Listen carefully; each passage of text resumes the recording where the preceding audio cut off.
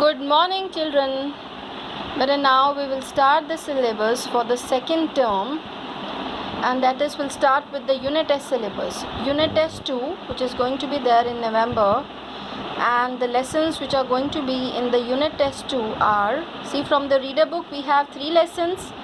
Lesson number 8, the song from heaven. Lesson number 10, the hen. Lesson number 4, today I wrote this poem. From the novel we have 2 lessons. Lesson number 6, Poor Ginger. Lesson number 7, Jerry's New Year. But the same way, the way I have written in the notebook, please write down in your notebooks, okay? On the top you write syllabus, this side you make the arrow. This is for your unit test syllabus, which is going to be there in November, and this is unit test 2. Okay, then this side you put the arrow and write final term exams, February in the bracket. Final term exams syllabus. From the reader book we'll be having 3 lessons. Lesson 15, the mysterious visitor 1. Lesson number 16, the mysterious visitor 2.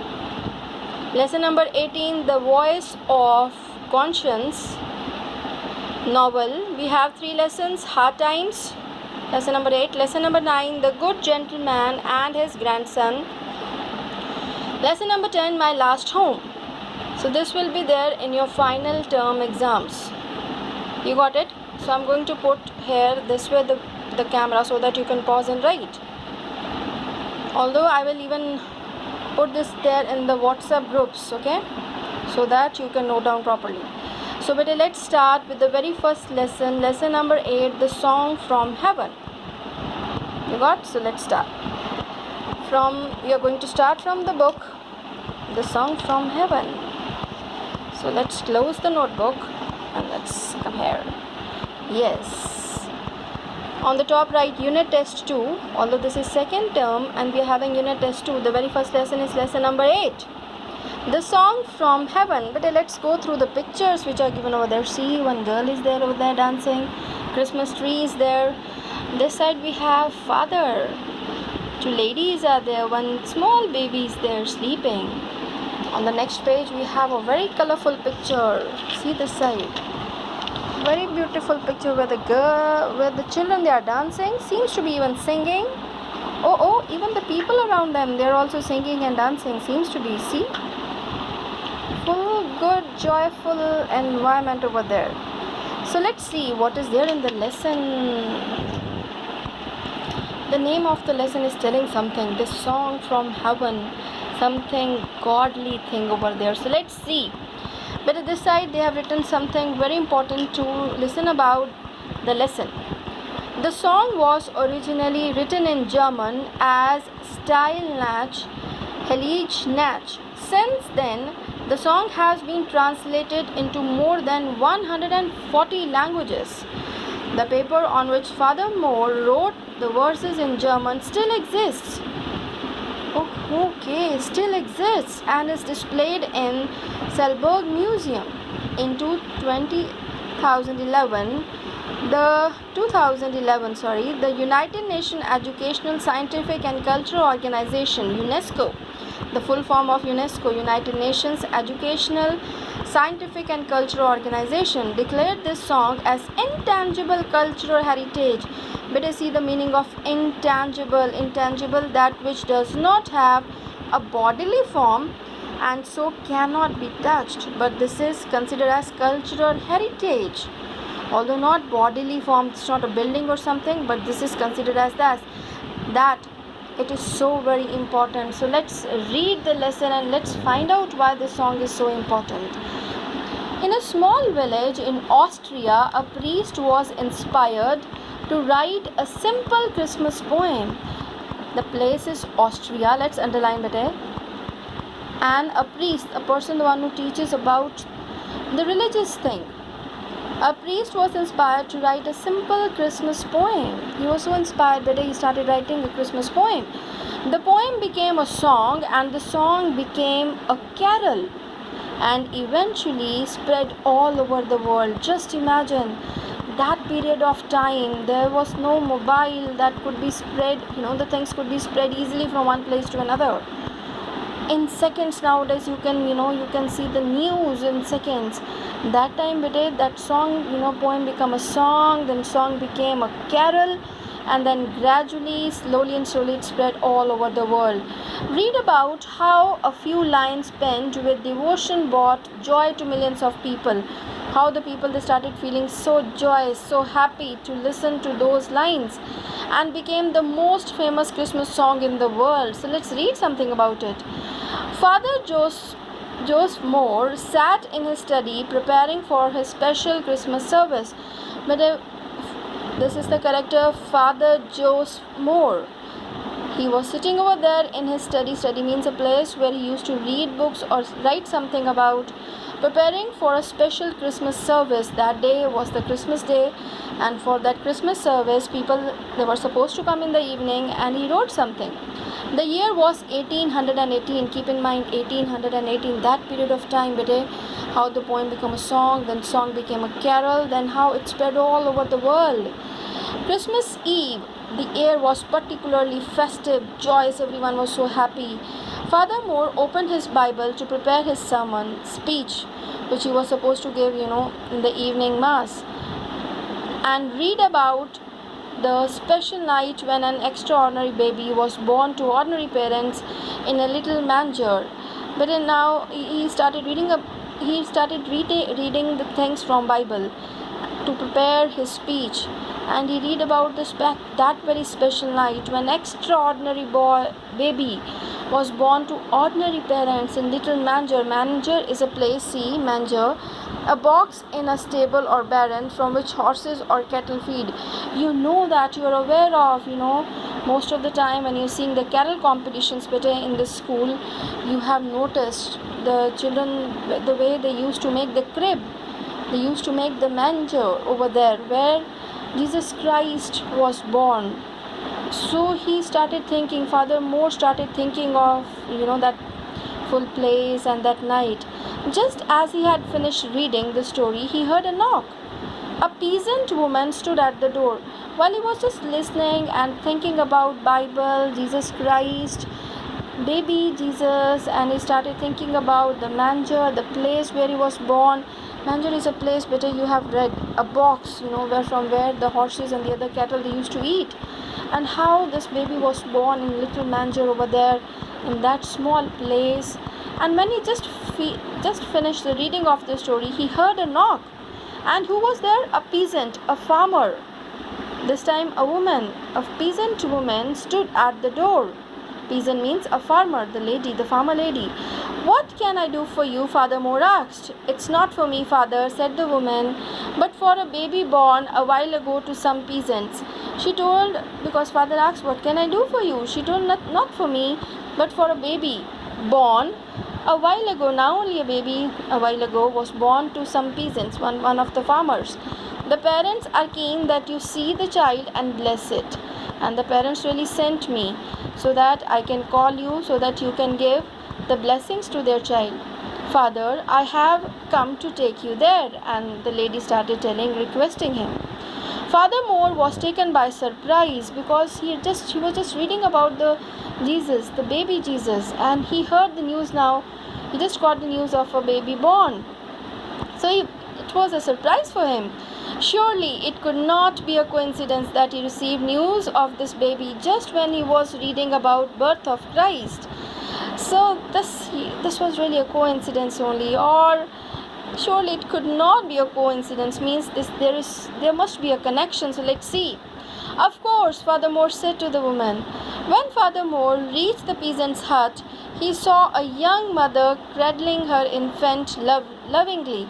Infant means her baby, and he saw that the young mother, the young lady, was there cradling, loving her baby, taking care of her baby. What a blessed day this is, Father, said the mother. Mother was so happy, smiling down happily at her baby. Father Moore nodded and said a silent prayer for the infant. And because he said, really, this is a blessed day. This is the day when Jesus Christ was born. So I'm also very lucky that I got a baby on the same day. Father Moore nodded his head, yes, like that, and said a silent prayer for the infant, for the baby. But infant means baby.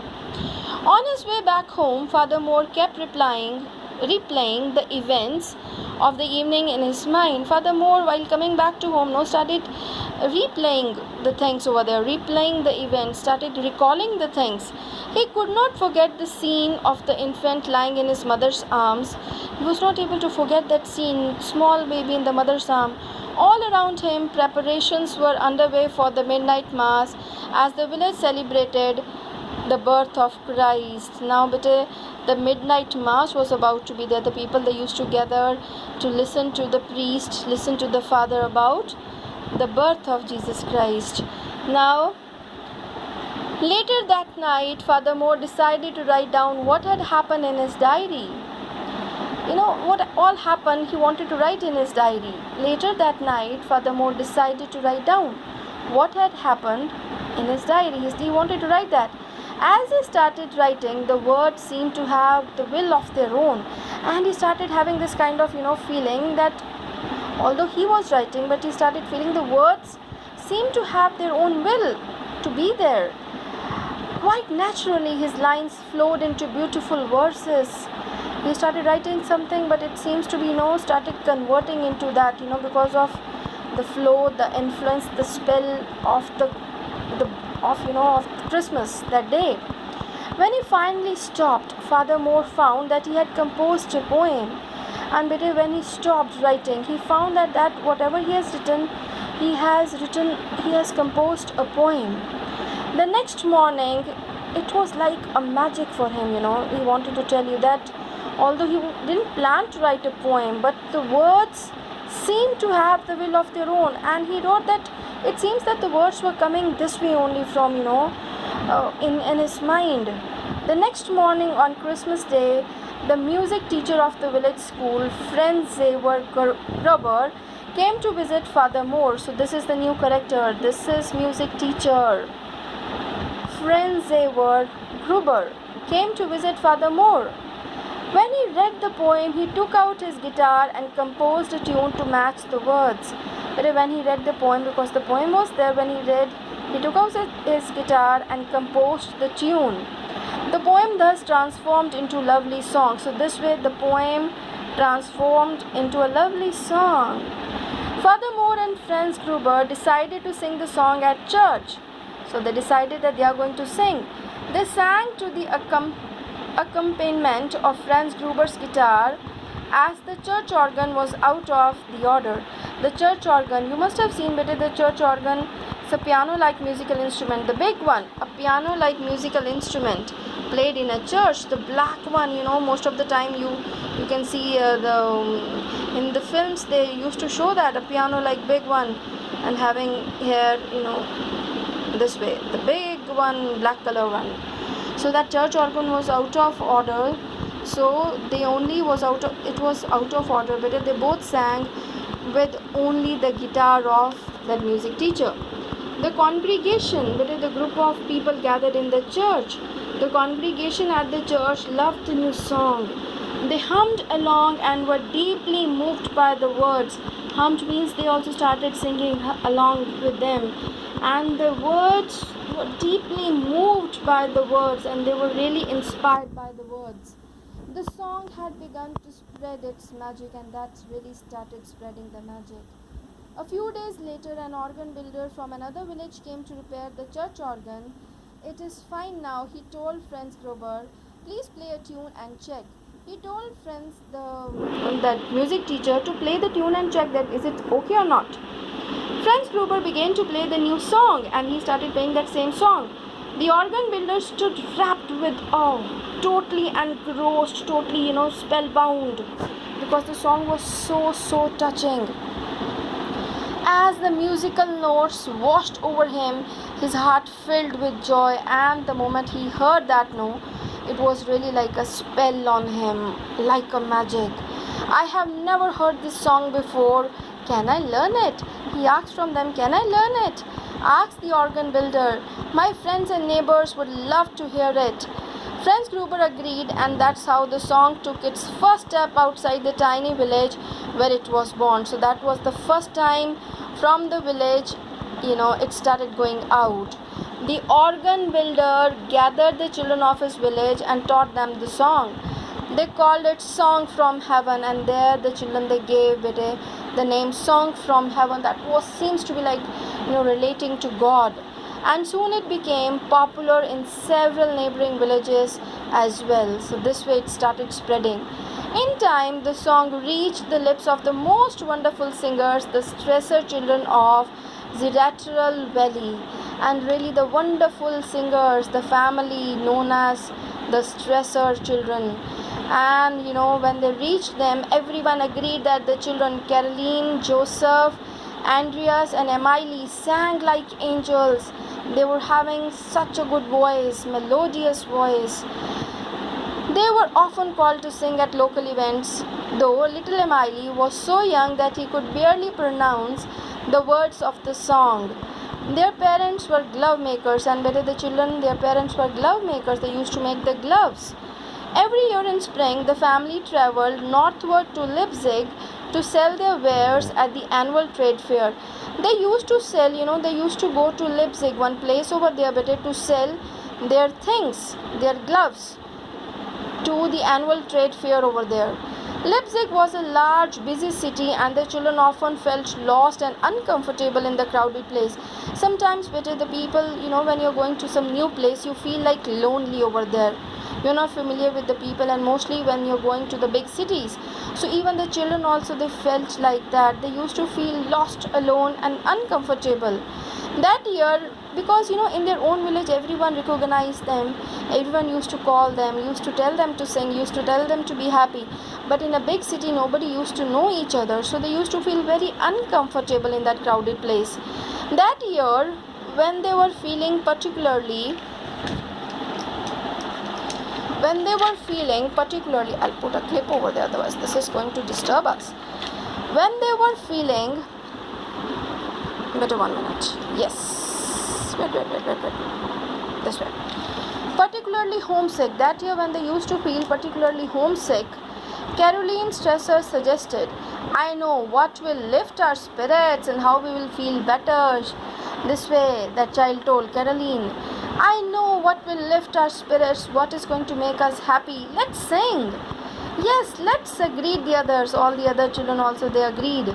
But a homesick means when they are, longing for home, one's home. Like, homesick means missing the village, missing the home people over there. The children stood in the corner of the street and started singing. Of course, they chose their favorite song, Song from Heaven. Yeah, they have chosen that song. Soon people stopped and gathered around the children, mesmerized, totally spellbound into magic. Mesmerized, spellbound. Totally, the people also around them used to get mesmerized by their melodious voices, sweet voices, and the beautiful words. But see, this is the adjective, melodious, sweet, telling more about the noun voice. Once more they cried each time the Stresser children finished the song. Usually the people, they used to tell them to sing again. One elderly man in particular observed the children keenly. One person was there and he was observing them very keenly. Keenly means very anxiously.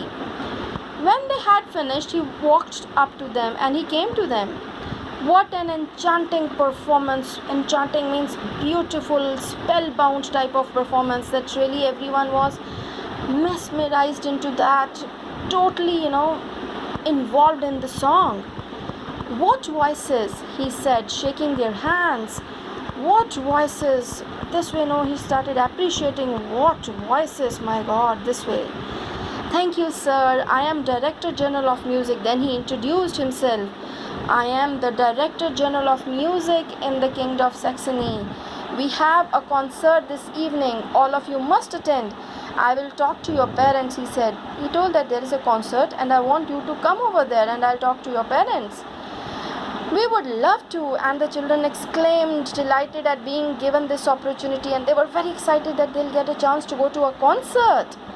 We would love to, and they said yes. That evening, the Stressers walked into a grand auditorium, and that was a very, very big auditorium. It was filled with well-dressed gentlemen and ladies in fine gowns, because all the people of so-called high officials, the rich people over there, they were there nicely decorated with so many good things over there, fine gowns. They sat in a corner. The children, they sat in a corner enjoying the music. Then as the last notes of the final song rang out, the Director General of Music walked onto the stage. That final song was over, then the Director General of the Music, that he walked onto the stage. He went on the stage, and now he's going to announce something. Let's see. Ladies and gentlemen, he said, a short while ago I had the privilege of listening to the finest voices that this land has ever known. See the introduction he gave to the children. I had the privilege means I felt so proud of listening to the finest voices, so melodious voices. I felt so lucky on this land has ever known. Nobody must have heard these kind of voices. I would like to invite them on the stage to sing their beautiful song for our highnesses, the King and the Queen of Saxony. And he introduced and he told those children to come on the stage and to sing their beautiful song in the front of the King and the Queen of Saxony. Please come up, the stressors. So this way the children turned crimson, totally red. Crimson means red. With embarrassment, they were feeling very, very nervous. The entire auditorium applauded, encouraging them along, and they all applauded, clapped, and they were encouraging them along. Don't look at those people, little Emily whispered to her sibling, and he told to the brothers and sisters over there. He told to her brother sister. He told, please don't get this way. Don't look at the people. We should just shut our eyes and imagine that we are at home singing to our friends. See how positive this small Emily is. And she told, don't feel like that. Don't feel nervous. Feel that we are singing to our friends. The children nodded in agreement, and they all really said, yes, this way only we can sing, otherwise we will get nervous. They began singing Song from Heaven, and when they had finished, you could have heard a pin drop. Everything was silent. The stunned audience took a moment to recover from the spell of the song. Please underline. The stunned audience. Stunned means totally surprised. Nobody clapped. Everything was silent because all of them were totally spellbound. To recover from the spell. Spell means magic of the song before they burst into thunderous applause. Thunderous, so much of clapping, and they were encouraging them. After a moment, when they came out from that spell, from that magic of the song, everyone got to their feet, everyone stood up, giving the astonished children a standing ovation, and they all were standing and giving them clapping. See, standing ovation, let's see the meaning exact. Applause, clapping, given by encouragement, given by the audience, that stands up as the mark of respect and appreciation for praise. And the children were so very happy.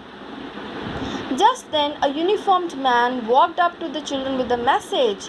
Then a uniform means might be from the court, means from the palace, and the person came over there. The King and the Queen of Saxony wished to speak to them, and he came to give the message that the King and the Queen, they want to talk to them. What a moving song, the Queen said after the children had curtsied before her. After the children bowed and wished the Queen, Queen said, yes, what a moving song. We have never heard it before. And Queen said, we have really never heard. Joseph cleared his throat and replied that it was a folk song. Then Joseph said that it's a folk song. Well, you must sing it for us again, said the King, and King told that you must sing it again. Come to the palace and sing it at the special Christmas service, and please come over there and sing for the Christmas service. This is how the Christmas of 1832 the song traveled to the royal Saxon court chapel, but a worshipping place. Chapel means worshipping place, and enchanted the entire congregation, the people, those who gathered there in the church. Enchanted means totally spellbound. From there on, the song traveled around the world, capturing people's hearts, and really the people, they started getting this song in their hearts wherever it went. Even through the pain and despair of World War I, Song from heaven spread its magic. On 25 December 1914, please underline, in the middle of the war, the English and German troops decided to call a Christmas truce. But a truce means a temporary stop in fighting. So they were having the fight and they called for the Christmas truce. Soldiers of both armies sang this carol simultaneously and they were singing the song. It was one carol that both sides knew, connecting them in the midst of enmity, the war and turmoil, the fight over there. See how peaceful, how beautiful this song is. Even when the two enemies, they were fighting, when they got a break or a call for the Christmas truce. The soldiers, they were only knowing one song which was common between both of them. And this song was connecting them in the midst of their problems, enmity, their fights and the turmoil also violence and chaos. The song continues to spread its joy and peace even today. The simple song from a tiny village in Austria now resonates. See the meaning of resonates, resounds, echoes, still there is there in the mind, in the hearts of millions of the people every Christmas. The people, they love to hear this song. Silent night, holy night, all is calm, all is bright. Round yon virgin mother and child, holy infant, so tender and mild. Sleep in heavenly peace, sleep in heavenly peace. How beautiful this song is, really. Small portion of the song is there. Really, this is so heart, touching story. When you hear, you start feeling that you're still there with the children singing that song. So but in this video till here, in the next video we'll come back with the exercises and rest of the things. Take care. God bless you.